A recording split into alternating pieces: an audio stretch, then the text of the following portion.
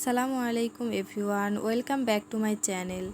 আজকে আমি তৈরি করে দেখাবো অ্যাকনি রিমুভার ফেস প্যাক। এই ফেস প্যাকটা নিয়মিত যদি ব্যবহার করেন তাহলে আপনার ব্রণ দূর হবে ইনশাআল্লাহ।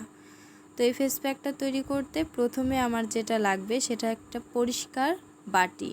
অবশ্যই এটাতে সতর্ক থাকবেন, পরিষ্কার একটা বাটি নিতে হবে। তো পরিষ্কার একটা বাটি নিয়েছি আমি। তো প্রথমে আমার যেটা লাগবে, যে উপাদানটা লাগবে সেটা হচ্ছে নিম প্যাক।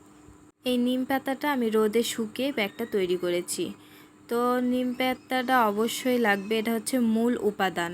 তারপর আমার যেটা লাগবে সেটা হচ্ছে শঙ্খগুঁড়া।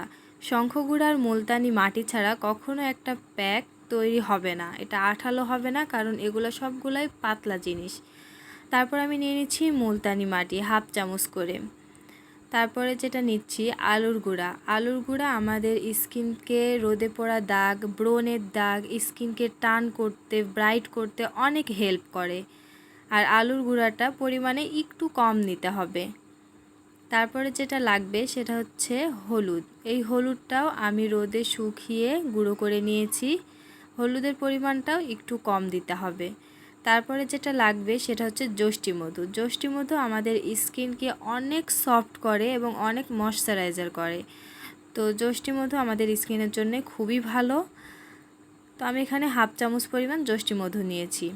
তারপরে আমার যেটা লাগবে সেটা হচ্ছে ডালের মিশ্রণ। আমি এখানে কয়েকটা ডালের মিশ্রণ নিয়েছি, কিন্তু মসুরের ডাল নেইনি, কারণ মসুরের ডাল সব স্কিনে শ্যুট করে না। বিশেষ করে সেনসিটিভ স্কিনে মসুরের ডাল শ্যুট করে না। তো যাদের শ্যুট করবে তারা ব্যবহার করতে পারেন।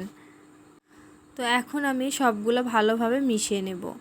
আমার এই তিনটা উপাদান, শঙ্খগুঁড়া, মুলতানি মাটি আর যষ্টি মধু ছাড়া বাকি যে উপাদানগুলো আমি ব্যবহার করেছি সবগুলোই আমি নিজে হাতে রোদে শুকিয়ে গুঁড়ো করে নিয়েছি। স্কিনের ক্ষেত্রে সবসময় চেষ্টা করবেন বাড়িতে অর্গানিকভাবে তৈরি করা, তাহলে দেখবেন কাজটা অনেক ভালো আসবে।